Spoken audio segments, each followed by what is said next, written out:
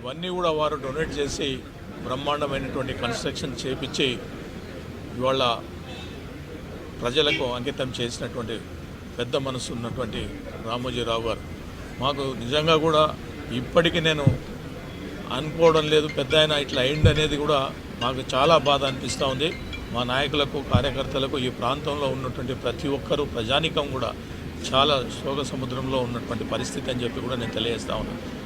వారు నిజానికి ప్రపంచంలోనే విషాదం తెలియజేయడంతో పాటు వారి మృతికి నా సంతాపం తెలియజేస్తున్నాను. వారి కుటుంబానికి నా ప్రగాఢ సానుభూతి. ఆ తర్వాత రామోజీరావు గారితో సుమారు నాకు ప్రత్యక్షంగా 1983 నుండి అంటే సుమారు 42 సంవత్సరాలకు పైన అనుబంధంతో పాటు వారితో అనేక సార్లు ప్రత్యక్షంగా చర్చించేటువంటి అవకాశం వచ్చింది.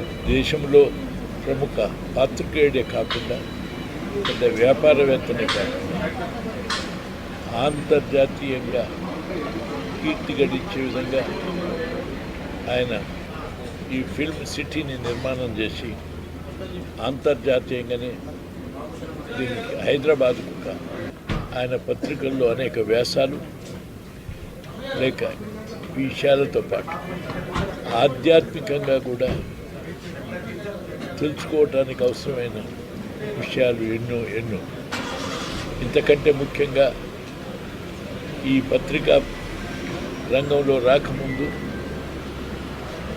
ఒక సామాన్య రైతుగా వ్యవసాయం మీద ఉండేటువంటి మక్కువతో అన్నదాత పేపర్ ద్వారా రైతులకు వ్యవసాయాన్ని